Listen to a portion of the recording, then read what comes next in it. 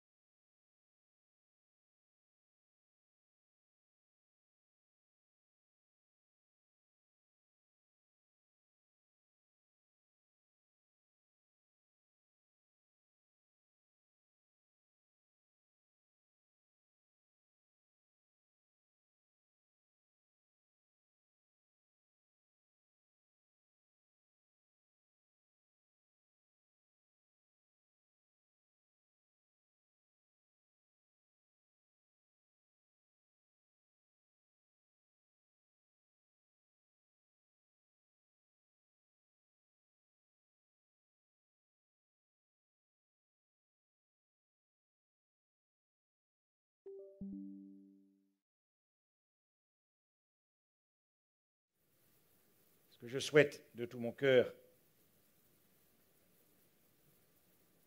c'est que cette présentation de la famille divine allume une bonne fois pour toutes l'amour pour la famille divine. Le thème de ce soir, Dieu, point d'interrogation. C'est un thème introductif. Nous allons vraiment, car c'est ce qui m'intéresse, en ce qui me concerne, c'est de m'exposer à l'intériorité de Dieu.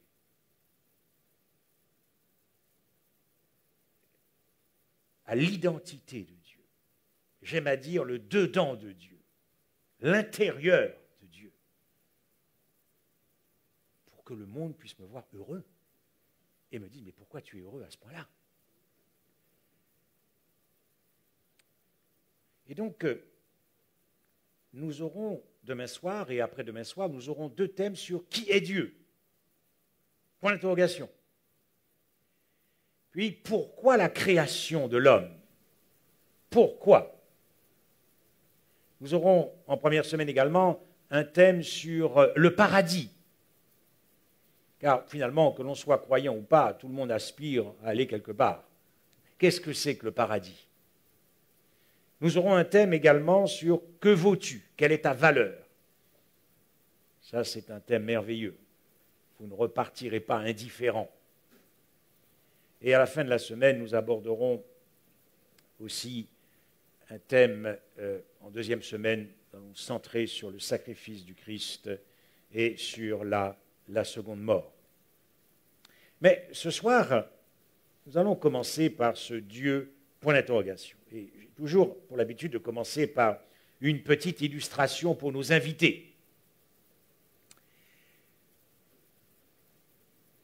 On raconte l'histoire d'un groupe de scientifiques de tous les temps et de tous les siècles qui gravissaient la montagne de la connaissance. Et parmi ces scientifiques de renom, beaucoup nous avons étudié à l'école, Galilée, Copernic, Lamarck, etc., Darwin, Einstein, Planck, Feynman, et tous les prix Nobel du XXe siècle, en train de gravir la montagne de la connaissance.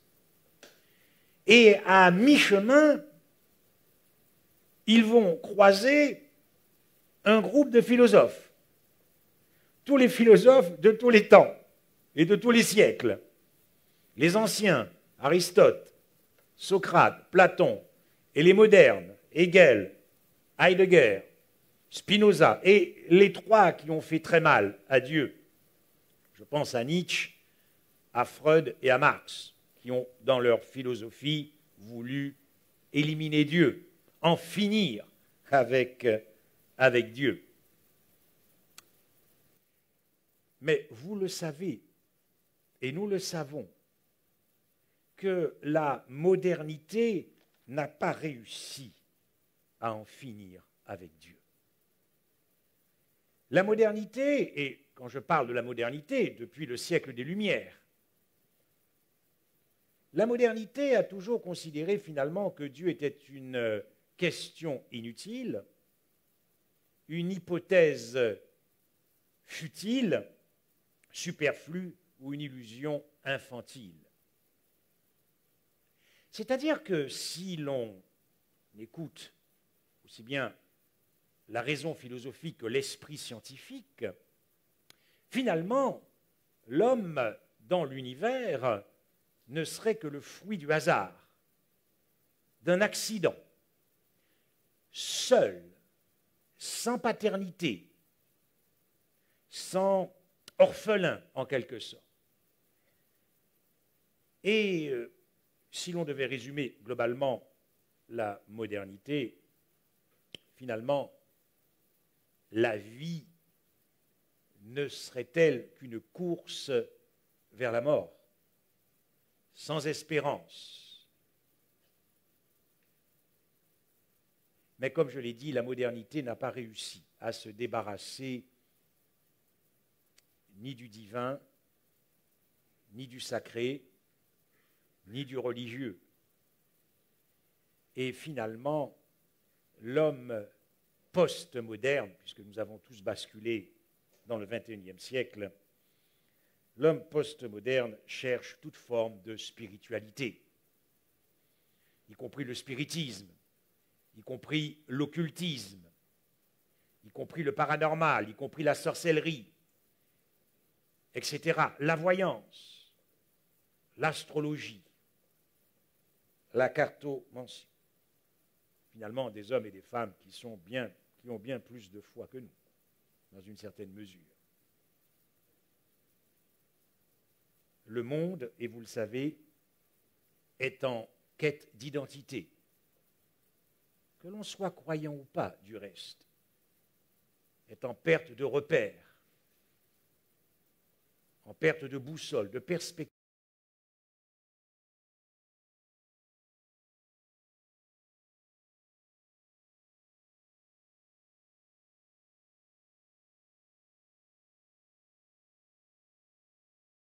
Continue d'enquêter sur l'origine de l'univers.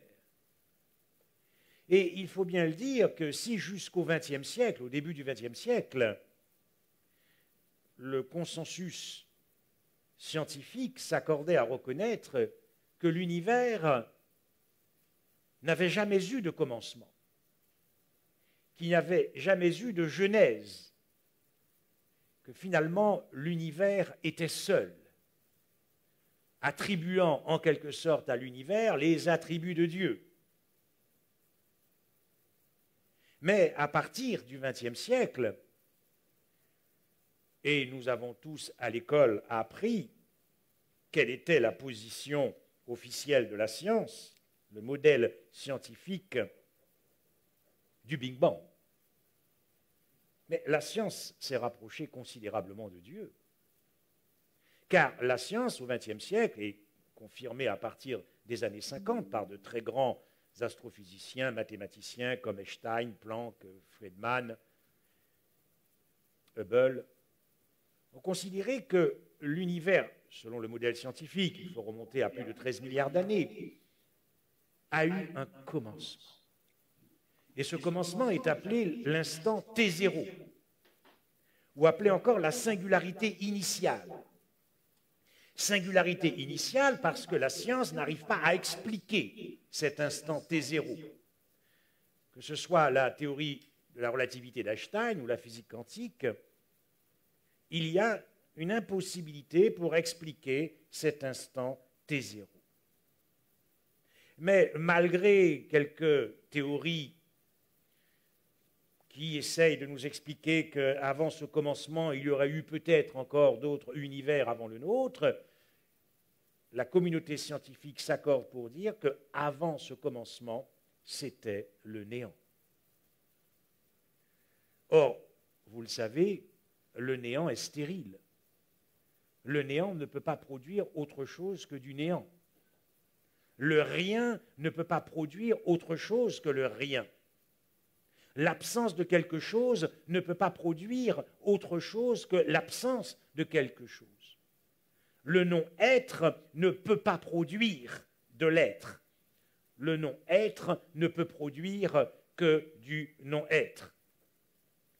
Alors, si véritablement le néant était absolu, l'univers n'existerait pas, nous n'existerions pas. Et ainsi, la science s'approche de la révélation que nous avons eue dans l'Écriture, où Dieu déclare qu'à un moment donné, dans l'éternité du passé, il est le créateur de l'univers et du cosmos. Car toujours selon le modèle scientifique, avant l'existence de l'univers, il n'y avait ni matière, ni temps, ni espace, ni lumière, ni énergie. D'où vient la matière? D'où viennent les lois physiques, la loi de la gravitation, la loi de la thermodynamique, etc., etc. À propos de la vie, je ne vais pas ici résumer les différentes doctrines, théories scientifiques sur la vie, mais il y a eu aussi une révolution scientifique au travers de la révolution biologique, et particulièrement de la biologie moléculaire. Nous ne sommes plus au temps de Pasteur, au temps du microscope de Pasteur. Nous sommes passés au microscope électronique et maintenant les biologistes peuvent voir l'intérieur d'une cellule. Ce que Darwin ne pouvait pas voir, ni même concevoir. Et lorsque vous regardez la vie à l'intérieur d'une cellule, même la cellule la plus simple, vous comprenez qu'il y a beaucoup d'informations, beaucoup d'intelligence. Lorsque vous considérez la complexité de l'ADN, lorsque vous considérez la complexité de l'ARN messager, lorsque vous considérez la transcription de l'ADN en ARN messager, lorsque vous considérez la complexité aussi de l'assemblage des acides aminés. Ce sont des choses que nous pouvons voir maintenant sur YouTube. La complexité de la synthèse des protéines, la traduction de l'ARN messager par le ribosome,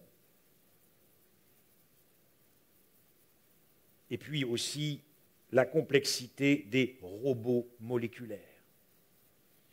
Si vous avez un petit moment, allez jeter un coup d'œil sur ce qu'on appelle le flagelle bactérien. Et vous verrez que les biologistes moléculaires vous diront que l'assemblage d'un flagelle bactérien, qui est le moteur moléculaire, est plus compliqué que l'assemblage d'un Airbus. Beaucoup d'informations, beaucoup d'intelligence. Voilà pourquoi la science se rapproche de Dieu. Il y a un philosophe qui s'appelle Flou, un Américain, qui a été l'une des personnalités les plus athées et les plus influentes du siècle, du XXe siècle. Et il dira, je suis maintenant convaincu qu'il est impossible que la première cellule vivante ait pu émerger de matière non vivante, puis former des créatures extraordinairement complexes. La vie est trop complexe pour être née du hasard. Les découvertes en biochimie montrent pour Flou l'extrême complexité de la molécule, etc., etc. Concernant Darwin et la théorie Darwin et post-néo-darwinisme, voici ce que Darwin lui-même disait. Si l'on pouvait démontrer qu'un organisme complexe existe sans être l'aboutissement d'une succession de nombreuses et infinies modifications, ma théorie s'effondrait totalement. Nul doute que si Darwin vivait à notre époque et qu'il avait pu voir de ses yeux l'intérieur d'une cellule, la complexité de la vie et de ces robots moléculaires, il serait le premier à dire aujourd'hui que sa théorie ne tient pas. Nous avons tous appris à l'école l'évolution des espèces par la sélection naturelle. Mais quand on réfléchit bien, chers amis, l'homme n'est pas que matière. Non seulement le chaînon manquant n'a jamais été trouvé, l'espèce intermédiaire, pour passer de notre origine où l'homme se rattache évolutivement à la série animale, mais l'homme n'est pas que matière. La sélection naturelle ne peut pas expliquer la pensée humaine. La sélection naturelle ne peut pas expliquer la connaissance. La sélection naturelle ne peut pas expliquer la réflexion de l'homme. La sélection naturelle ne peut pas expliquer le langage humain. Mais plus encore, la sélection naturelle ne peut pas expliquer que l'homme est spirituel et que nous puissions croire en Dieu. Alors, Dieu, quelle question, quelle sacrée question. Que l'on soit croyant d'ailleurs, on se pose encore cette question. Car finalement, notre connaissance de Dieu n'est qu'une connaissance de l'effleurement.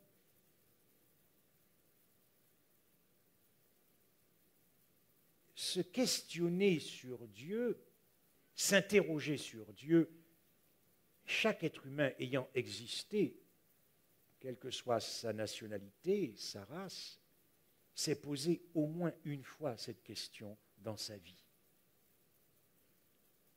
Mais se questionner sur Dieu, c'est questionner Dieu. Et nous le verrons au fil des conférences, c'est vraiment questionner l'amour.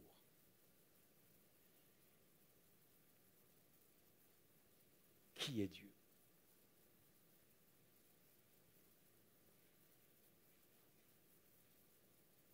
L'intériorité de Dieu, les entrailles de Dieu.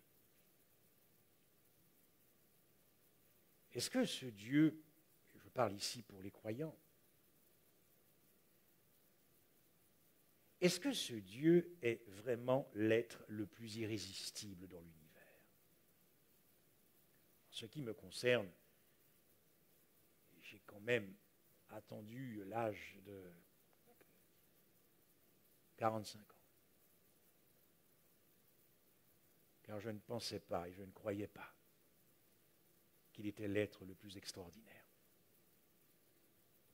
Beaucoup ne veulent pas aborder cette question, Dieu, point d'interrogation, de peur que cela chamboule leur vie, de peur d'être bouleversés par la réponse.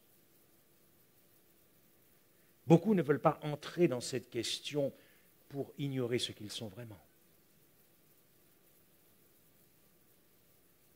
Beaucoup, et ce fut mon cas, fuit cette question, car l'idée d'obéir à Dieu est insupportable. Beaucoup étouffent cette question au plus profond d'eux-mêmes, de peur d'y perdre des plumes,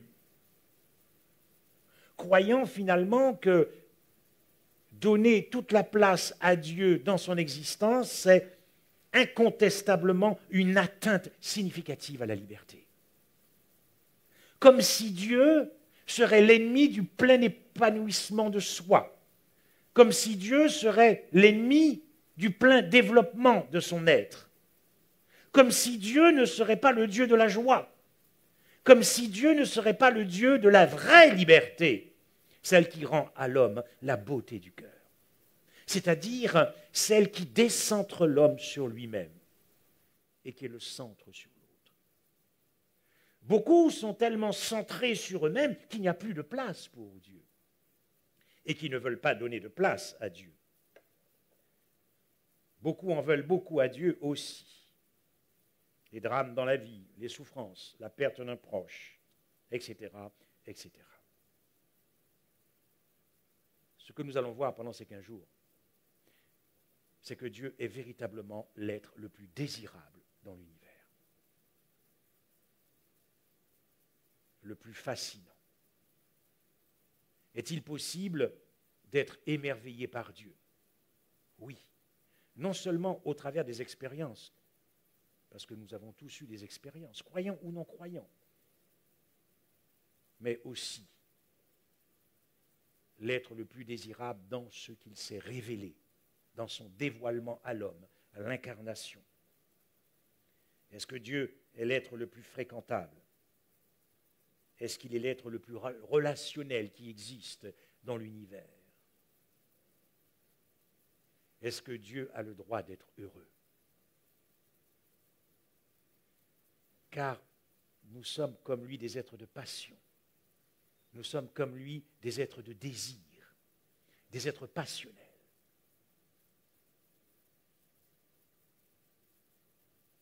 Marcher avec Dieu sans passion, c'est que nous ne l'avons pas encore connu.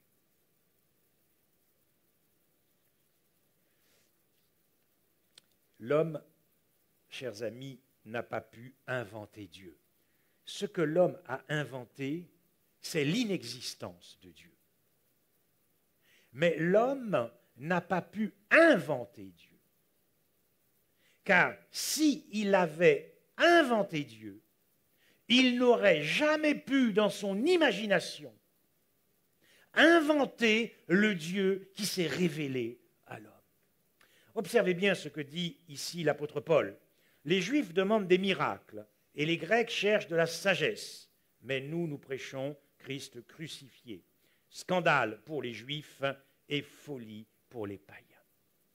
Nous le verrons au fil de ces conférences que Dieu s'est dévoilé de manière radicale sur une croix, pendu au bois.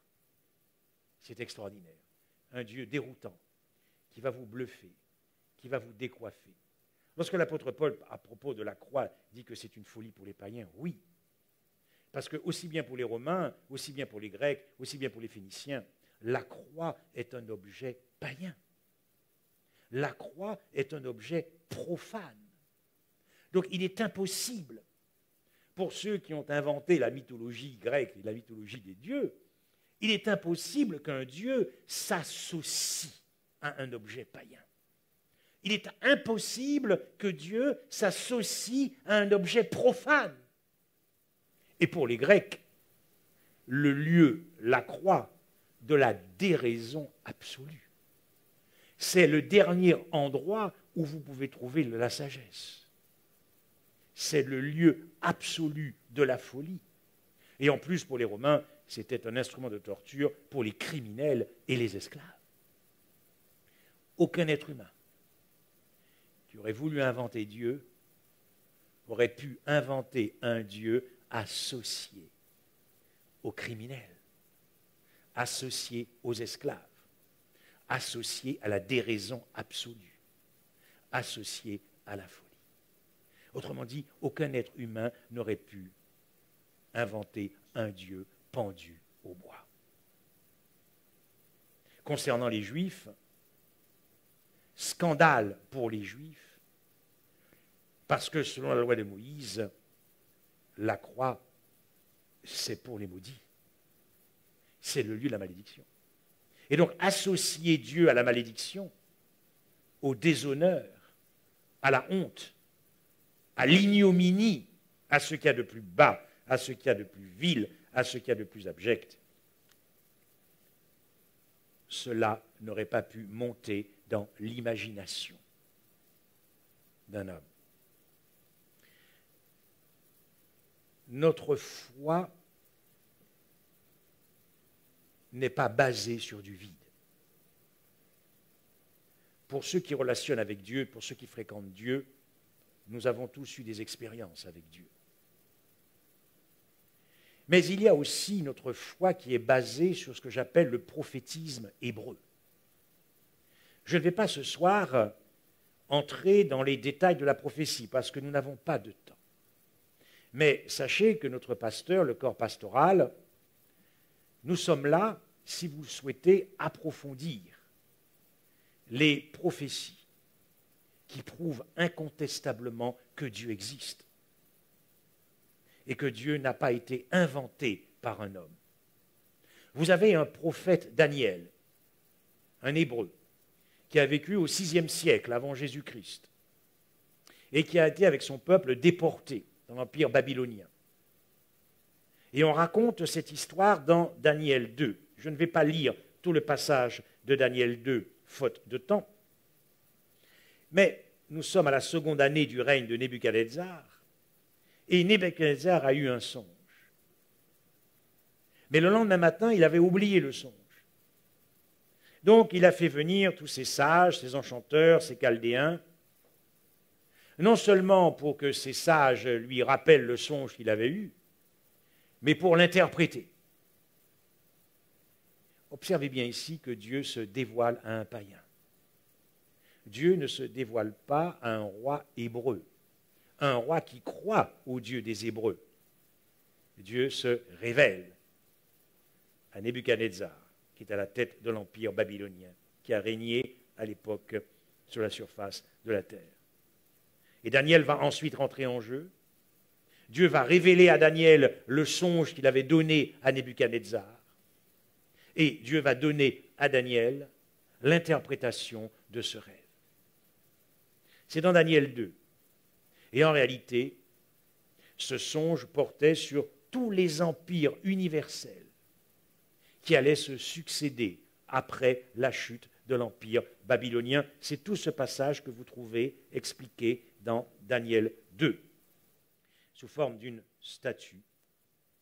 Et dans l'explication qui a été donnée, vous retrouvez les empires universels qui ont succédé à l'empire babylonien, l'empire médo-persan, l'empire grec, l'empire romain, dans Daniel 2. Pensez-vous qu'un homme aurait pu inventer un tel songe? Mais ce n'est pas tout. Quelques années plus tard, Dieu a de nouveau révélé à Daniel, c'est un passage que nous trouvons maintenant, vous voyez ici, vous avez les différents empires, c'est ce qui a été révélé sous forme d'une statue avec des métaux. Au chapitre 2, sur la gauche, la tête Babylone, les Mèdes et Perses, la Grèce et la Rome. Mais le chapitre 7 est un chapitre qui est un chapitre parallèle au chapitre 2. Et Dieu va de nouveau révéler à Daniel les empires universels qui allaient dominer le monde, mais non plus en utilisant des métaux, mais en utilisant des animaux. Vous trouverez ça dans le chapitre 7.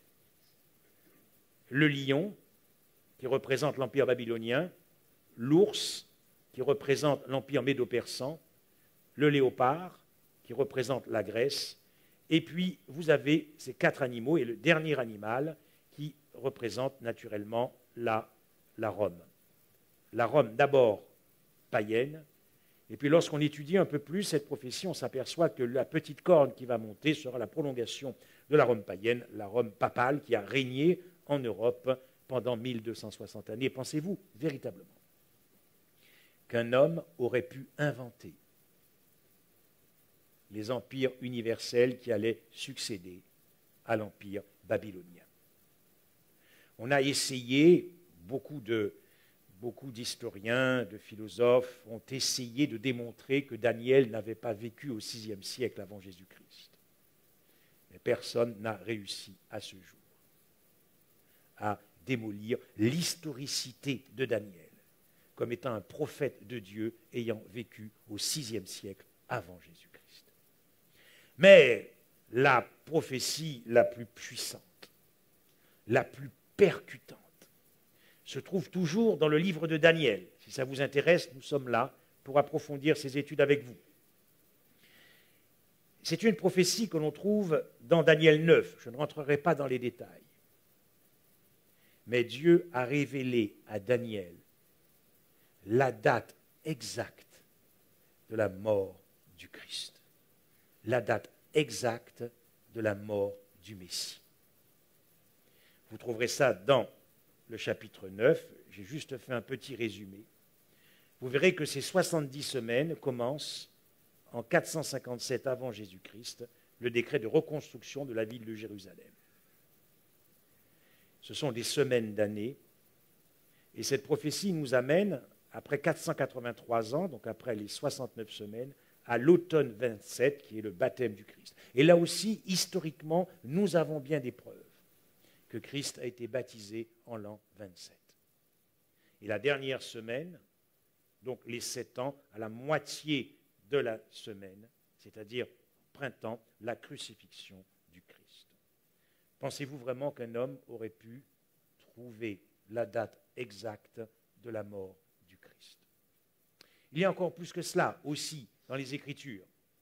Dans le psaume 22, psaume messianique, où David lui-même nous dira « Ils ont percé mes mains et mes pieds », alors que la crucifixion n'était pas du tout utilisée par le peuple hébreu. Il s'agissait pour le peuple hébreu de la lapidation, mais certainement pas de la crucifixion. Le prophète Michée, qui avait là aussi prophétisé le lieu de naissance du Christ. Et lorsque Dieu s'est révélé à Abraham, il lui a annoncé le Messie comme étant la postérité d'Abraham et qui possédera la porte de ses ennemis à la croix. Et lorsque Dieu s'est révélé à Jacob, le nom de Jacob est devenu Israël. Mais ce qui est important avec ce peuple, c'est que lorsque ce peuple est sorti d'Égypte et s'est retrouvé dans le désert, au mont Sinaï, entre 2 500 000 et 3 millions de personnes, pensez-vous vraiment qu'une hystérie collective aurait pu atteindre 3 millions de personnes? Lorsque ces 3 millions de personnes, dans Exode 19, vous lirez également ce passage, ont entendu la voix de Dieu. 3 millions de personnes qui ont entendu la voix de Dieu sur le mont Sinaï. Vous pouvez manipuler des esprits, vous pouvez manipuler des esprits dans une salle, 100 personnes, 200 personnes, 300 personnes, mais ce n'est pas possible. Et Israël existe encore aujourd'hui, parce que de génération en génération, depuis cet épisode où 3 millions de personnes ont entendu la voix de Dieu, depuis cette génération, nous sommes ici en 1400 avant Jésus-Christ, de génération en génération, de génération en génération, de génération en génération. Cet épisode a été raconté jusqu'à aujourd'hui encore dans les familles juives. Alors, pour conclure, chers amis, lorsque Dieu se dévoile, Dieu se dévoile d'abord par ce qu'il est, son essence, non pas ses attributs, son essence, ce qu'il est. Et Dieu nous dit qu'il est amour. Qu'est-ce que cela veut dire? concrètement, pour nous, pour nos cœurs. Nous verrons ce qu'est cet amour au fil des conférences. Mais la première chose que nous pouvons dire, lorsque nous disons que Dieu est amour, cela signifie d'abord, et c'est la première chose qui devrait monter dans nos esprits et dans notre cœur, c'est que si Dieu est amour, il nous l'est présenté comme étant amour, car Dieu est amour, l'amour est de Dieu. Cela signifie que Dieu n'est pas seul dans l'univers. Parce que l'amour ne se conçoit pas dans la solitude. L'amour ne s'envisage pas dans la solitude, et nous le savons.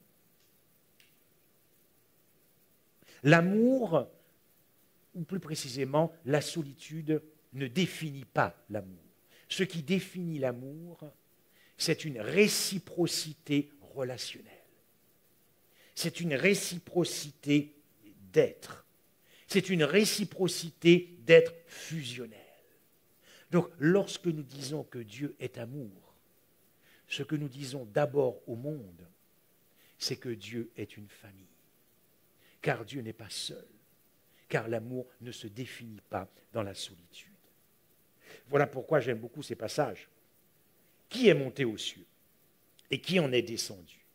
Qui a recueilli le vent dans ses mains? Qui a serré les eaux dans son vêtement? Qui a fait paraître les extrémités de la terre? Quel est son nom et quel est le nom de son fils? Le sais-tu? Et puis, dès le premier passage de l'Écriture, la terre était informe et vide, il y avait des ténèbres à la surface de l'abîme, et l'Esprit de Dieu se mouvait au-dessus des eaux. Donc nous avons là les trois personnes de cette famille divine. Quand nous marchons avec Dieu, ne trouvez-vous pas que c'est rassurant de nous exposer à une famille? C'est rassurant. Comme dit un ami, c'est chaud, ça fait du bien, c'est bon. Nous avons besoin d'être sécurisés. Nous avons besoin d'être rassurés.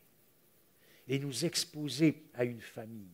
Et la famille humaine, nous le verrons, a été donnée pour mieux comprendre, pour faire comprendre à l'univers comment fonctionne la famille divine, originelle, une famille indestructible. Quand il nous arrive des problèmes, nous sommes contents de pouvoir compter sur notre épouse, sur notre époux, sur nos enfants, de nous retrouver dans le cercle familial. Ça fait du bien de savoir que Dieu est une famille.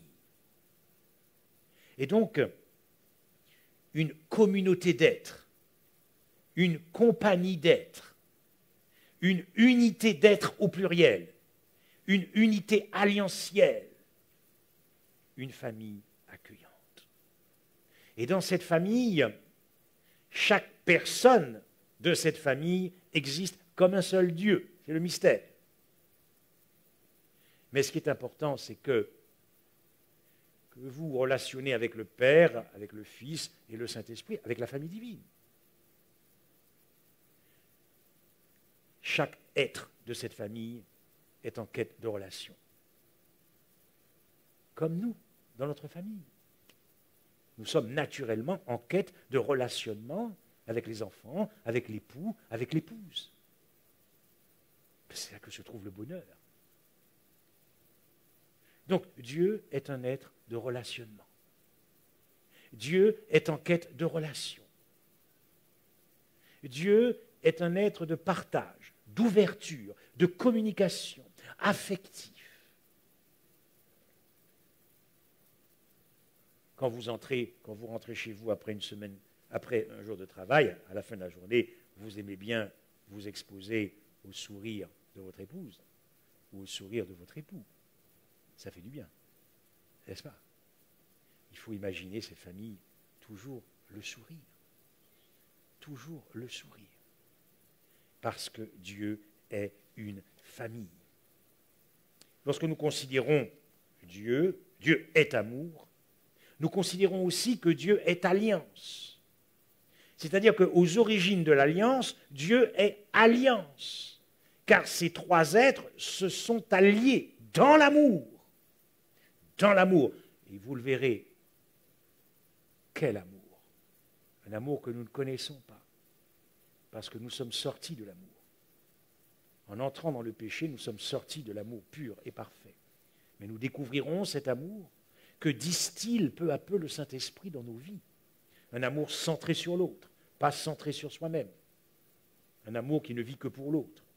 Donc ces trois personnes, lorsque l'univers n'existait pas, et de toute éternité, étaient soudées, unies, alliées, liguées dans l'amour et par l'amour. Une famille indestructible qui d'éternité en éternité ne s'était jamais séparée.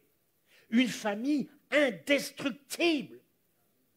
Sauf que vous et moi, nous avons provoqué la fracture et la division de cette famille à la croix. Ah bon? Oui. La mauvaise pensée que j'ai eue dans ma voiture il y a un quart d'heure ou une demi-heure de cela, c'est à cause de cette mauvaise pensée que cette famille s'est brisée à Golgotha.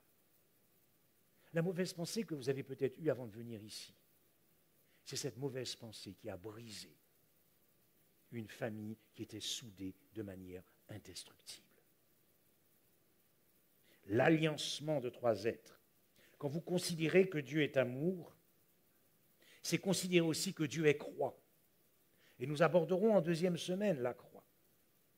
Dieu est croix, cela signifie que l'amour a fait la démonstration, que l'amour ne craint pas de cesser d'être pour autrui, que l'amour ne craint pas de cesser d'exister pour l'autre, que l'amour ne craint pas de cesser d'être, d'exister et de tout perdre pour l'autre. Cet amour à la croix, c'est un amour qui se soucie que de l'autre, qui se préoccupe que de l'autre, qui craint pour l'autre, qui ne se soucie jamais pour soi-même, qui ne se préoccupe jamais de soi-même. C'est un amour à la croix qui a refusé, je parle de Dieu, le Christ, qui à la croix a refusé d'être quelqu'un. C'est le seul être dans l'univers qui a refusé d'être quelqu'un, pendu au bois, qui a refusé d'être important. Oh, combien nous aimons être importants, n'est-ce pas? On ne va pas se mentir. À la croix, la famille divine t'a aimé plus qu'elle ne s'est aimée. N'avez-vous pas envie de fréquenter un tel Dieu? N'avez-vous pas envie de relationner avec un tel Dieu?